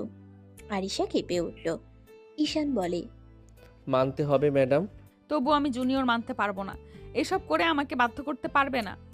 আমি বাধ্য করছি না, আমি আর পারছি না। তুমি বোঝো না আমার জীবনটা কতটা কঠিন। বুঝি, তাই তো এখনো চলে যাইনি। তুমি কেন এত জেদ করছো? কারণ আপনি আমার স্ত্রী, আর আমি হাল ছাড়ার মানুষ না। ঘরটা হঠাৎ খুব ছোট মনে হয়। দুজনের মাঝখানে জমে থাকা না বলা কথা বাতাস ভারী করে তোলে। ঈশান ধীরে ধীরে আরিশার আরো কাছে আসে। নিঃশ্বাসের উষ্ণতা ঠোঁট ছুতেই আরিশা অজান্তেই কেঁপে ওঠে। ঈশান আস্তে করে আরিশার ঠোঁটে কিস করতে থাকে। প্রথমটা খুব নরম, দ্বিতীয়টা একটু বেশি আবেগ জড়িয়ে পড়ে। আরিশার আঙ্গুলগুলো শাড়ি শক্ত করে চেপে ধরে। ঈশান ঈশান কিস থামিয়ে কপাল ছুঁয়ে রাখে, তারপর গলায় মুখ ডুবিয়ে চুমু দিতে দিতে নিচু স্বরে বলে, জানেন 1 বছর হয়ে গেছে আমাদের বিয়ের। 1 বছরও আমরা কখনো ঠিক করে একসাথে হতে পারিনি। আজ আমি আর পালাতে চাই না। এসব ঠিক না। আমি জোর করতে আসিনি আরিশা, আমি শুধু জানতে চাই আজ কি আপনি আমায় আপনার কাছে থাকতে দেবেন? কথাটা বলেই সে আবার খুব আলতো করে ঠোঁটে কিস করে। এবার আরিশা সরিয়ে নেয় না। নীরব ঘরটা হঠাৎ দুজনে নিঃশ্বাসে ভরে যায়। আরিশার চোখের পাতার কোণে জমে থাকা দ্বিধা আর টানাপোড়েন স্পষ্ট। তুমি আমাকে খুব জটিল অবস্থায় ফেলছো। কারণ আপনাকে ছাড়া আমি আর থাকতে পারছি না। ঘরের আলো নরম লাগে। আরিশার ভেতরের দেয়ালগুলো ধীরে ধীরে কাঁপতে শুরু করে। ঈশান আবার ধীরে আরিশার ঠোঁটে কিস করতে শুরু করে। ঘরের ভেতর নিঃশ্বাসের শব্দ ভারী হয়ে আসে। আরিশার চোখ বন্ধ, মাথার ভেতর সব এলোমেলো। ঠিক তখনই ঠক ঠক ঠক, দরজায় হালকা নখ। দুজনেই চমকে আলাদা হয়ে যায়। দরজার ওপাশ থেকে মায়ের কণ্ঠ,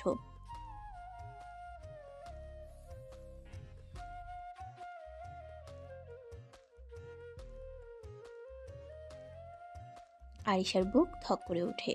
সে দ্রুত শাড়ির আঁচল ঠিক করে কণ্ঠ স্বাভাবিক করার চেষ্টা করে। আচ্ছা মা, আসছি। চলো, ভদ্র থাকার চেষ্টা করো। তুমি তো অসভ্য। চিন্তা করবেন না ম্যাডাম, আপনার মা বাবার সামনে আমি খুব ভদ্র জামাই। আরিশা দরজার দিকে পা বাড়াতে গিয়েও থেমে যায়। একবার পিছনে তাকায়। এইসব পরে কথা হবে, এখন চলো। পরে মানে আজই? আরিশা কিছু না বলে দরজা খুলে বেরিয়ে যায়। ডাইনিংয়ে ঢুকতে মায়ের চোখ চকচক করে ওঠে। ধন্যবাদ মা।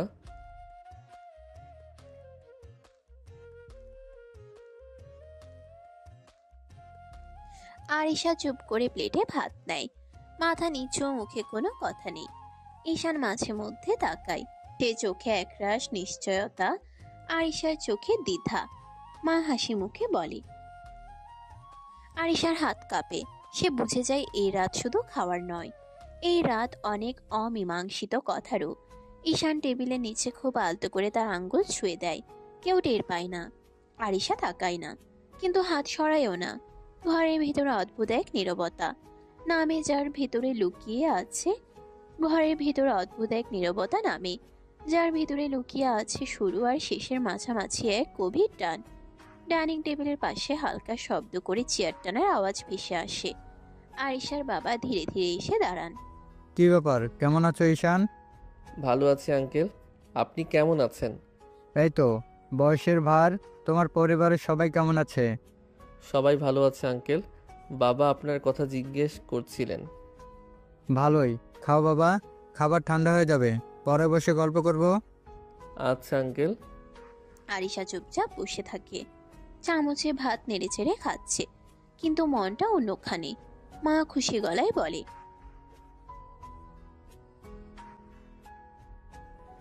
ধন্যবাদ। চোকাচুকি হয় 1 সেকেন্ডের জন্য। আরিশা তাড়াতাড়ি দৃষ্টি সরিয়ে নেয়। বাবা খাবারের ফাঁকে আবার বলেন, অনেকদিন পর ঘরটা আবার ভরা লাগছে। ঈশান সম্মতি সুরে বলে। আমারও তাই মনে হচ্ছে আঙ্কেল। টেবিল জুড়ে স্বাভাবিক কথাবার্তা চলতে থাকে, কিন্তু আরিশা জানে এই স্বাভাবিকতা নিচে জমে আছে বহু না বলা প্রশ্ন। খাবার শেষে ঈশান গ্লাসটা নামিয়ে ধীরে উঠে দাঁড়ায়। কণ্ঠটা ভদ্র, কিন্তু ভেতরে অদ্ভুত টান। তাহলে আমি চলে যাই আজ? আজ না বাবা, তুমি জামাই মানুষ, আজ তো যেতে পারবে না। আঙ্কেল, এমনিতেই হঠাৎ আসা। এসব কথা চলবে না, জামাই শ্বশুরবাড়ির এলে নিয়ম আছে। আটকে রাখছো কেন বাবা? কারণ জামাই শ্বশুরবাড়ি থেকে রাতে যায় না। কথাটা শেষ হতেই ঘরে এক মুহূর্ত নীরবতা নেমে আসে। মায়ের মুখে চাপা হাসি।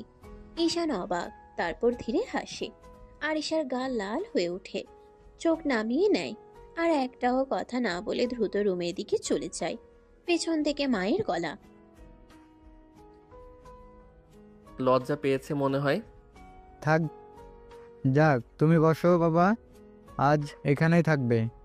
আচ্ছা আঙ্কেল। অন্যদিকে রুমে ঢুকে দরজা চাপিয়ে দেয় আরিশা। বুক ধরফর করছে, নিজের সাথে বিড়বিড় করে। এখন কি করে দূরে থাকবো? ঈশান ধীরে এসে রুমের দরজাটা বন্ধ করে দেয়। ক্লিক শব্দটা কানে যেতেই আরিশার বুক কেঁপে ওঠে। কাছে আসবে না ঈশান। ঈশান এক পা এগিয়ে আসে, চোখে ক্লান্তি, কিন্তু তার চেয়েও বেশি জমে থাকা আকাঙ্ক্ষা। এতদিন পরে বউকে কাছে পেয়েছি, আদর না করে ছেড়ে দেব, এটা কি সম্ভব? এসব বন্ধ করো, এখন না। ঈশান কিছু না বলে ধীরে ঝুঁকে আসে, ঠোঁটে ঠোঁট ডুবিয়ে কিস করতে লাগলো। আরিশার নিঃশ্বাস এলোমেলো হয়ে যায়। ঈশান, শুধু অনুভব করতে দিন, আর কিছু চাইছি না। সে আলতো করে আরিশাকে তুলে নেয়। কোনো তাড়া নেই, কোনো জোর নেই, শুধু বহুদিন জমে থাকা অধিকার আর টান। বিছানায় নামিয়ে দিয়ে ঈশান থেমে যায়, চোখে চোখ রেখে বলে, ভয় পাচ্ছেন? জানি না, সবকিছু হঠাৎ খুব বেশি হয়ে যাচ্ছে। আমরা ধীরে চলবো, কিন্তু আজ আপনি আমাকে দূরে ঠেলবেন না। ঈশানকে 2 হাতে ঠেকিয়ে আরিশা শ্বাস টেনে নেয়। ঈশান আবার কাছে টেনে নেয় আরিশাকে। প্লিজ ঈশান, জোর করবে না, আমার সময় লাগবে। 1 বছর দূরে থেকেও কিসের সময় লাগবে আপনার? সব অনুভূতি একসাথে আসে না। ঈশান গলার স্বরটা নরম করার চেষ্টা করে, কিন্তু ভেতরের অস্থিরতা চাপা থাকে না।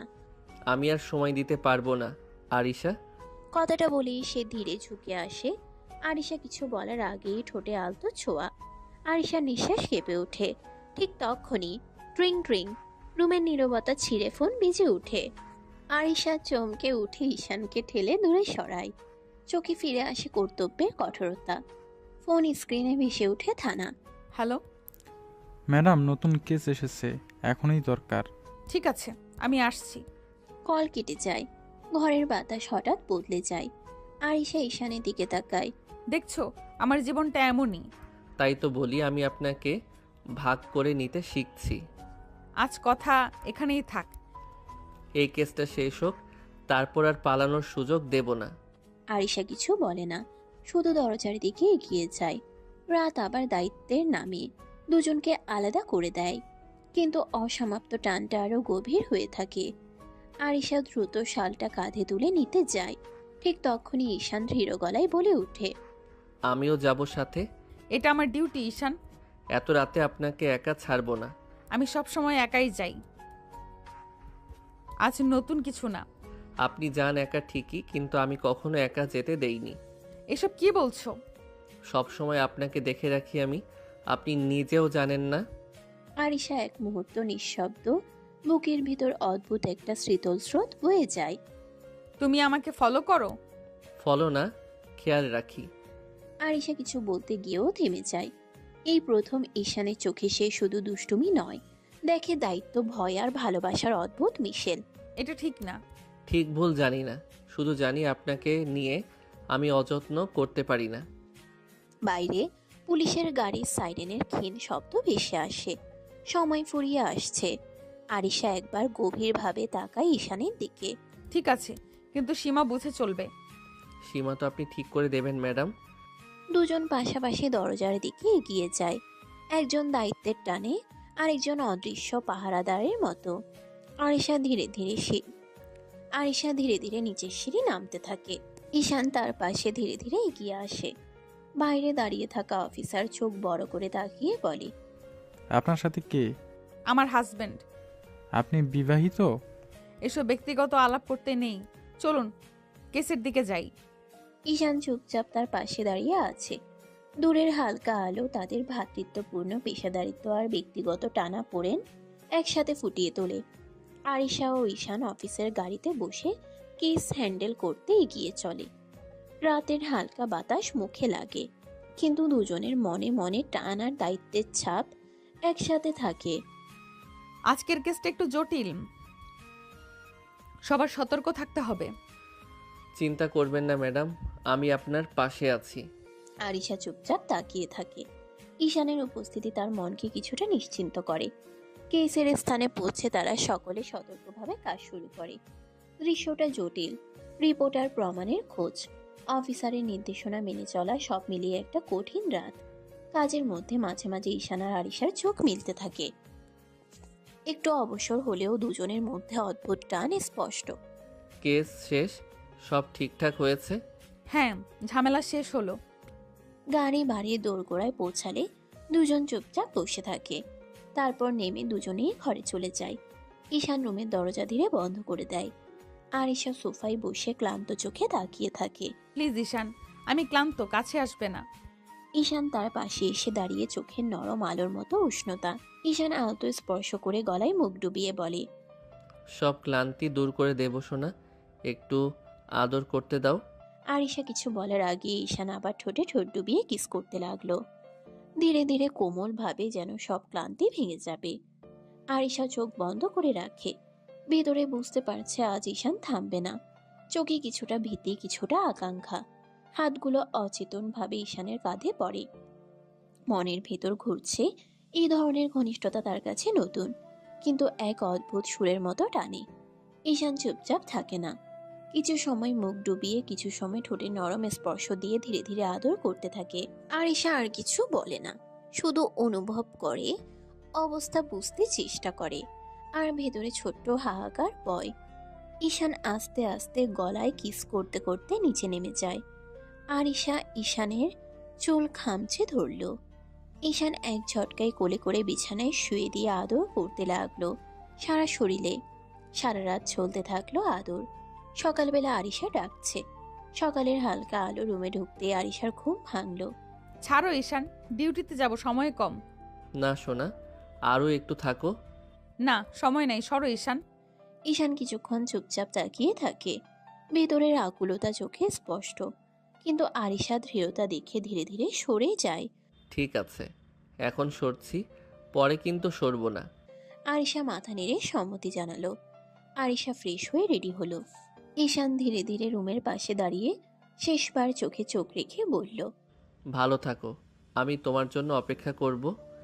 আরিশা ব্যাগটা তুলে ডিউটির জন্য বেরিয়ে চলে। আরিশা সিঁড়ি নামতেই মা বসে তাকিয়ে বললেন, ডিউটি আছে মা।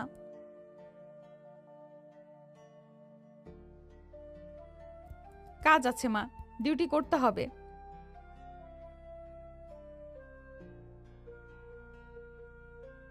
আরিশা কিছুক্ষণ চুপ করে দাঁড়ালো। মায়ের চোখে স্নেহ আর ঈশানের জন্য অপেক্ষা একসাথে ফুটে উঠেছে। অবশেষে আরিশা মন থেকে মাথা নেড়ে সম্মতি জানালো। আচ্ছা মা, আজ থাকবো। আরিশা রুমে ধীরে ফিরে আসে। ঈশান বিছানার পাশে বসে তাকিয়ে আছে, চোখে আগুন আর উচ্ছ্বাসের মিশেল। কি ব্যাপার, চলে আসলে কেন? মা যেতে দিল না। ঈশানের চোখে একরাশ খুশি ছড়িয়ে পড়ে। সে দ্রুত এগিয়ে এসে আরিশাকে জড়িয়ে ধরে বলল, আমার শাশুড়ি মা বুঝলো, আমাকে বাঁচিয়ে রাখলেন, ধন্যবাদ, তাকে অনেক ধন্যবাদ। আর কি বলবো, মা বলল আজ বাইরে যেও না। ঠিকই বললেন, আজ শুধু আমরা থাকবো। সারাদিন ঈশান আরিশাদের বাড়িতেই থাকলো। বিকেল পর্যন্ত দুজন একসাথে সময় কাটালো। ক্লান্তি, হেসে খেলে ছোট ছোট মুহূর্তের আনন্দ। এরপর ঈশান বাড়ি থেকে বের হয়ে বন্ধুদের সঙ্গে আড্ডা দিতে গেল। বন্ধুরা চোখ বড় করে তাকিয়ে বলল, কই ছিলি রে আজ? বউয়ের কাছে ছিলাম। মজা করিস নাকি? মজা কোন দুঃখে করব, এটা সত্যি। তুই তো বিয়ে করিস নাই রে, বলিস নাই কেন? আরও 1 বছর আগে করেছি। বলিস নাই কেন? এতদিন বউ মানতো না, তাই বলি নাই, এবার একটু মানছে, তাই বললাম। বন্ধুরা অবাক হয়ে একবার চুপ করে থাকে। তারপর সবাই হেসে ওঠে। ঈশানের চোখে হালকা উষ্ণতা আর খুশি। রাতের নীরবতায় ঈশান বাড়ির বাগানে ঢুকতেই মায়ের কণ্ঠ ভেসে আসে। মা বসেছিলেন, ছেলের মুখের দিকে তাকিয়ে বুঝে নেন আজ কিছু একটা বদলেছে। কি রে ঈশান, আরিশা কি তোকে মেনেছে? ঈশান জুতা খুলতে খুলতে হালকা হাসে, চোখে ক্লান্তি কিন্তু তার চেয়েও বেশি আশা। পুরোপুরি না, তবে কিছুটা মেনেছে। তাহলে হলো, একদিন কি সব হয় নাকি? এবার বাড়ি আনার ব্যবস্থা কর। দেখি মা, কথা বলে দেখি সে কি বলে। ধৈর্য ধরিস, ও শক্ত মেয়ে, কিন্তু মনটা খারাপ না। ঈশান মাথা নেড়ে সম্মতি জানায়। মনের ভিতর আরিশার মুখটা ভেসে ওঠে, রাগী চোখ, কঠিন কথা আর তার আড়ালে লুকিয়ে থাকা দ্বিধা। একদিন ঠিকই মানবে, পুরোপুরি। রাত আরো গভীর হয়, কিন্তু ঈশানের চোখে ঘুম নেই। সেখানে শুধু অপেক্ষা আর ভবিষ্যতের স্বপ্ন। পরের দিন সকালটা ঈশানের জন্য অদ্ভুত রকমের টান টান। মনটা ঠিক মতো স্থির হচ্ছিল না। তবুও নিজেকে সামলে থানার সামনে এসে দাঁড়ায় সে। থানার গেটের ভেতরে ঢুকতেই চারপাশে চেনা গম্ভীর পরিবেশ, ইউনিফর্ম করা কণ্ঠ, দ্রুত পায়ের শব্দ। ঈশান গেটের পাশে দাঁড়িয়ে থাকা কনস্টেবলটার দিকে এগিয়ে যায়। ভাই, একটু আরিশা ম্যামকে ডাকবেন। কনস্টেবল ঈশানের দিকে সন্দেহ ভরা চোখে তাকায়, উপর নিচে একবার ভালো করে দেখে নেয়। আপনি কে? ওনার হাজবেন্ড। কি বলেন? আরিশা ম্যাম তো কখনো। জানি, কিন্তু কথাটা সত্যি। কনস্টেবল আর কিছু না বলে ভেতরের দিকে চলে যায়। কিছুক্ষণ পর থানার ভেতর থেকে পরিচিত শক্ত পায়ের শব্দ শোনা যায়। আরিশা বেরিয়ে আসে, ইউনিফর্মে গাম্ভীর্য, চোখে চিরচেনা কঠোরতা। চোখে পড়তেই ঈশানকে দেখে থমকে যায় সে। তুমি এখানে কেন? তোমার সাথে কথা বলতে এসেছি। থানা কোনো গল্প করার জায়গা না ঈশান। জানি, তাই তো বাইরে দাঁড়িয়ে আছি। এক মুহূর্ত চুপচাপ। চারপাশে লোকজনের কৌতূহলী দৃষ্টি আরিশা টের পায়। আরিশা জানে এখানে দাঁড়িয়ে গল্প করলে তাকে কৈফিয়ত দিতে হবে, তাই বলল, 10 মিনিট, এর বেশি না। 10 মিনিটই যথেষ্ট। দুজন থানার গেটের বাইরে এসে দাঁড়ায়। রোদে আরিশার মুখ আরো কঠিন লাগছে। ঈশান একবার সে মুখে তাকিয়ে দেখলো ভালো করে। বলো, কি বলতে এসেছো? মা বলেছে তোমাকে বাড়ি আনার কথা ভাবতে। এত সহজ নাকি? না, তাই তো ভাবছি, জোর করছি না। কথার মাঝখানে হালকা নীরবতা নামে। 10 মিনিটের ভেতর যেন কত কথাই জমে আছে। আরিশা মুখ ফিরিয়ে নেয়। এখন যাও, ডিউটিতে আছি।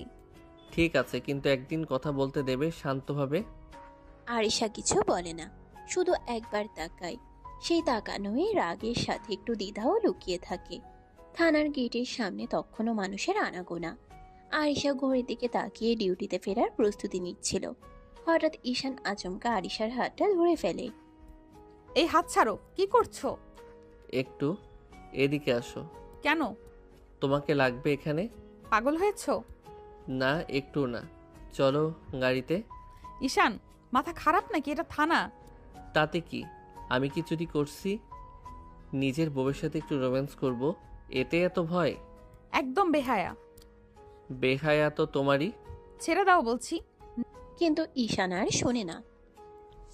হালকা টানেই তাকে নিজের গাড়ির দিকে নিয়ে যায়। চারপাশে কেউ তেমন খেয়ালও করে না, সবাই নিজের কাজে ব্যস্ত। গাড়ির দরজা খুলে। ওঠো। না। 5 মিনিট, তারপর নিজে নেমে যাবে, কসম। আরিশা এক মুহূর্ত থামে, রাগে বুক ধরফর করছে, তবু অজান্তেই গাড়িতে উঠে পড়ে। দরজা বন্ধ হতেই চারপাশ নিস্তব্ধ। এখন বলো, নাটক কেন? কারণ আমি তোমাকে একটু নিজের করে চাই। এই করা ম্যাডামটা না, আমার আরিশাকে। এসব কথা থানার সামনে বলা যায়? তাই তো গাড়িতে এনেছি। গাড়ির ভেতরটা নিঃশব্দ। বাইরের কোলাহল যেন দরজার বাইরে আটকে গেছে। ঈশান ধীরে ধীরে আরিশার কাছে ঝুঁকে আসে। কোনো তাড়া নেই, কোনো জোরও না, শুধু নরম একটা উপস্থিতি। ঈশান আস্তে করে আরিশার গলার পাশে মুখ নামায়, তারপর গলায় মুখ ডুবিয়ে কিস করতে লাগলো। আরিশা কেঁপে উঠে। ঈশান, কেউ দেখবে। ঈশান চুমু থামায় না, যেন এই মুহূর্তে সে হাতছাড়া করতে চায় না। ঈশান আরো গভীরভাবে গলায় মুখ ডুবিয়ে ফিসফিস করে বলে, দেখবে না সোনা, গাড়ির দরজা বন্ধ, একটু আদর করে ছেড়ে দেব, চিন্তা করো না। আরিশা কিছু বলার আগে ঈশান ধীরে তার ঠোঁটের দিকে ঝুঁকে পড়ে, তারপর ঠোঁট কামড়ে ধরে কিস করতে লাগলো। এবার আরিশা আর পিছিয়ে যায় না। অজান্তেই তার হাত উঠে যায় ঈশানের চুলের ভেতর, আঙ্গুল গেঁথে ধরে। কিছু মুহূর্ত থাকে যেখানে রাগ, ভয়, নিয়ম সব চুপ করে যায়।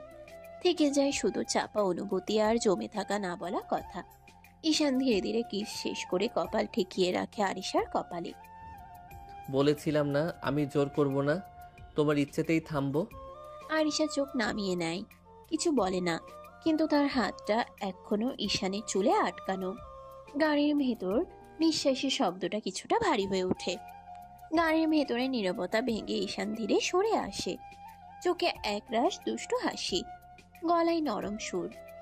এখন যাও, ডিউটি করো। আরিশা আয়নায় নিজের মুখটা একবার দেখে নেয়, ঠোঁটের হালকা লালচে ভাব দেখে রেগে যায়। আর আসবে না বেয়াদব, আমার ঠোঁট ফুলে গেছে, সবাই হাসবে। হাসুক, সবাই জানুক তোমার স্বামী আছে। তুমি একদম নির্লজ্জ। স্বামীর অধিকার নির্লজ্জ হলে আমি সেই নির্লজ্জই থাকব। আরিশার বুকের ভেতরটা কেমন জানি করে ওঠে। রাগ, লজ্জা আর অস্বীকারের আড়ালেও কোথাও যেন এক ফোঁটা সত্য লুকিয়ে থাকে, সে একা নয়। আরিশা গাড়ির দরজা খুলে নামতে নামতে বলে, সাবধান করলাম, থানার সামনে এসব করলে কিন্তু হাত করা পরাবো। হাত করা হলেও সমস্যা নাই ম্যাডাম, আপনার হাতেই পড়লে শাস্তিটা মধুর। আরিশা আর এক সেকেন্ডও দাঁড়ায় না, এগিয়ে হেঁটে থানার ভিতরে ঢুকে পড়ে। পিছনে দাঁড়িয়ে ঈশান তাকিয়ে থাকে, চোখে গর্ব, ঠোঁটে হালকা হাসি। রাত বেশ গভীর, ডিউটির ক্লান্তি গায়ে মেখে আরিশা ঘরে ঢুকে ব্যাগটা নামিয়ে চুপচাপ ফ্রেশ হয়ে নেয়। আয়নায় নিজের মুখটা একবার দেখে নেয়, চোখে ক্লান্তি, ভেতরে অদ্ভুত এক অস্থিরতা। নিচে নামতেই রান্নাঘর থেকে মায়ের ডাক। আরিশা আর কথা বাড়ায় না, চুপচাপ বসে ভাত নেয়। কয়েক লোকমা খাওয়ার পর মা পাশের চেয়ারে বসে তাকিয়ে থাকে। ও কেন প্রতিদিন আসবে মা?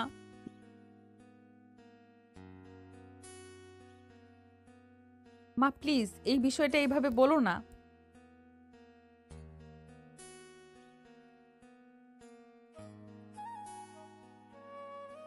আরিশা জবাব দিতে যাবে, ঠিক তখনই টিং টং কলিং বেলের শব্দে ঘরের ভেতরটা কেঁপে ওঠে।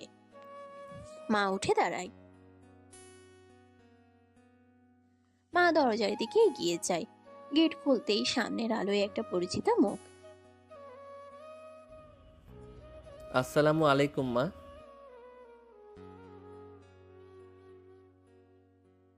দেরি হয়ে গেছে জানি, ভাবলাম একবার দেখে যাই।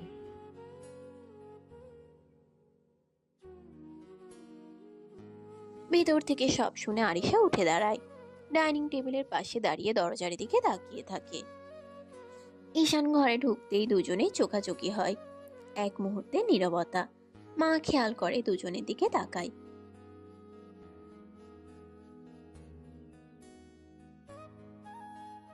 আমি খেয়ে ফেলেছি। সমস্যা নাই মা, আমি একটু বসেই যাব।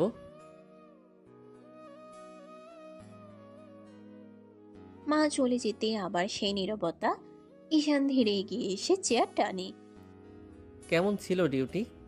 যেমন থাকে। ঠোঁট ঠিক আছে তো? একদম কথা বাড়াবে না। ঘরের ভেতর বাতাসটা হঠাৎই ভারী হয়ে আসে। আরিশা হাত গুটিয়ে দাঁড়িয়ে থাকে, চোখে বিরক্তি আর ঠোঁটে জমে থাকা অভিযোগ। কেন এসেছো আবার? ঈশান ধীরে হেসে তাকায়। সে হাসিতে দুষ্টুমি আছে, আবার অধিকারও। তার থেকে বেশি আছে আরিশাকে জ্বালানোর ইচ্ছে। স্বামী বউয়ের কাছে কেন আসে সেই জন্য এসেছি। তোমার সাহস দিন দিন বেড়েই যাচ্ছে ঈশান। পুলিশ ম্যামের বর যদি সাহস না রাখে তাহলে লোকে কি বলবে বলো? আরিশা কিছু বলতে যাবে, ঠিক তখনই মা হাতে খাবারের ট্রে নিয়ে ঘরে ঢুকে পড়ে।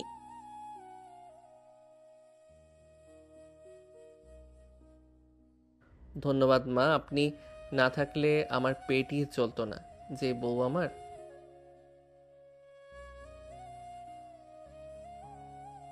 মা তুমি যাও তো। মা বুঝে যায় আর কিছু বলে না, চুপচাপ বেরিয়ে যায়। ঈশান বসে বসে খেতে থাকে।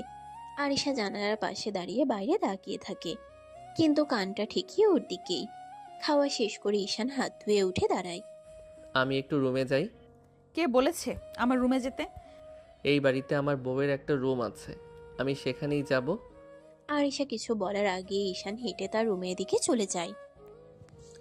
কিছুক্ষণ পর আরিশাও রুমে ঢুকে। দরজা বন্ধ হতেই ঈশান পিছন ফিরে তাকায়। রাগ করলে তোমাকে আরো সুন্দর লাগে জানো। একদম বাজে কথা বলবে না। আমি শুধু সত্যি বলি আরিশা, তুমি যতই শক্ত হও দেখতে কিন্তু মাশাআল্লাহ। ঘরের ভেতর নরম আলো, জানালার পর্দা একটু নড়ে উঠছে। ঈশান বিছানার পাশে দাঁড়িয়ে, চোখে সেই চেনা দুষ্টু আত্মবিশ্বাস। শাড়ি পরে আসো। তোমার কথা মতো চলতে পারবো না, আমি যা ইচ্ছে তাই করব। ঈশান হালকা হেসে আলমারির দিকে এগিয়ে যায়। দরজা খুলে একটার পর একটা শাড়ি সরিয়ে শেষমেশ একটা হালকা রঙের শাড়ি বের করে। তাহলে আমি পরিয়ে দেই। কি বেয়াদবি করছো তুমি? একটু পরেই তো সব দেখব। এত লজ্জা কিসের ম্যাডাম? আরিশার রাগে গাল লাল হয়ে যায়।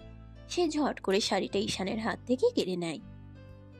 একদম বাড়াবাড়ি করো না। এই বলে সে দ্রুত বাথরুমের দিকে চলে যায়। দরজা বন্ধ হতেই ভেতর থেকে লক দেওয়ার শব্দ। ঈশান বাইরে দাঁড়িয়ে হেসে ফেলে। তাড়াতাড়ি আসবেন কিন্তু, শাড়িতে আপনাকে দেখার খুব ইচ্ছে। বাথরুমের ভেতর আরিশা আয়নার সামনে দাঁড়িয়ে গভীর নিঃশ্বাস নেয়। হাত কাঁপছে রাগে না অস্বস্তিতে, সে নিজেই বুঝতে পারে না। কিছুক্ষণ পর দরজা খুলে যায়। আরিশা ধীরে বের হয়, শাড়িটা পরা, চুল আলগা করে বাঁধা। ঈশান এক মুহূর্ত থেমে যায়, চোখ সরাতে পারে না। দেখো আমি তো বলেছিলাম শাড়িতে তোমাকে আলাদা লাগে। তাকিয়ে থাকো না। আমার কাছে এটা অনেক বড় ব্যাপার, কারণ তুমি আমার বউ। আরিশা কিছু বলে না, শুধু জানালার দিকে তাকিয়ে থাকে। বুকের ভেতর অদ্ভুত একটা টান। ঘরের আলোটা নরম হয়ে আসে, বাইরের রাত গাঢ়। ঈশান ধীরে আরিশার কাছে এগিয়ে আসে। ঈশান কানের কাছে মুখ এনে খুব নিচু গলায় বলে, আজ তোমাকে অনেক আদর করব সোনা, তুমি পাগল হয়ে যাবে। আরিশা কিছু বলার আগে ঈশান ঠোঁটে ঠোঁট ডুবিয়ে দিল আরিশার ঠোঁটে। কিস করতে লাগলো পাগলের মতো।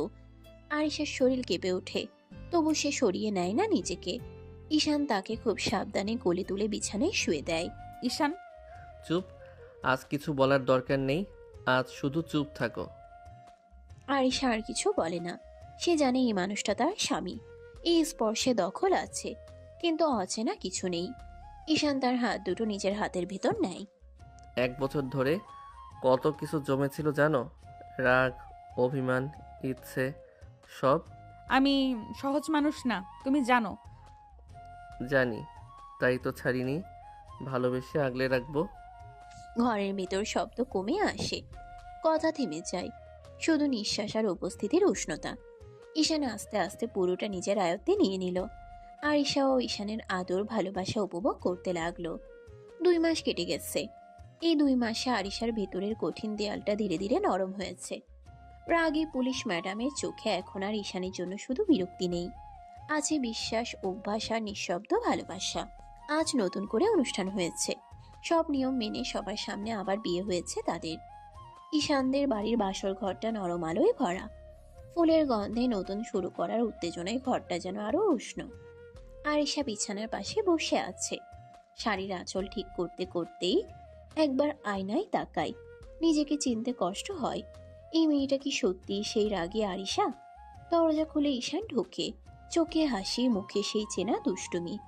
ঈশান হালকা হাসি দিয়ে বলে, কি ম্যাডাম, শেষ পর্যন্ত আমার বেডরুমে এলেন তো? আর কি উপায় আছে, এভাবে বেহায়ার মতো ঘুরছো, না এলে উপায় রাখুনি। ঈশান ধীরে কাছে আসে, তার চোখে আজ কোনো জেদ নেই, শুধু গভীর ভালোবাসা। বেহায়া না ম্যাডাম, এটার নাম ভালোবাসা। আরিশা আর কিছু বলে না। এই মানুষটার কথায় এখন আর রাগ জাগে না, বরং একরকম শান্তি। ঈশান খুব আলতো করে তার গলায় হাত রাখে, কপালে ঠোঁট ছুঁয়ে দেয়। আরিশা চোখ বন্ধ করে ফেলে। এই স্পর্শ এখন আর অচেনা নয়। ঈশান তাকে ধীরে কোলে তুলে নেয়, বিছানায় বসিয়ে পাশে বসে। জানো, এখন আর তুমি শুধু পুলিশ ম্যাডাম না, তাহলে কি? আমার ঘর, আমার শান্তি। আরিশা প্রথমবার নিজে থেকে ঈশানের কাঁধে মাথা রাখে, কোনো বাধা নেই, কোনো ভয় নেই। ঈশান ধীরে ধীরে আরিশাকে শুয়ে দিয়ে কিস করতে লাগলো। আরিশাও বাধা দিল না। ঈশান এক হাত দিয়ে আরিশার শাড়ির আঁচল ফেলে দিয়ে বুকে মুখ ডুবিয়ে কিস করতে লাগলো। আরিশা ও ঈশানের স্পর্শে বেসামাল হয়ে গেছে। আস্তে আস্তে দুজন ভালোবাসার গভীর সাগরে ডুব দিল। সমাপ্ত।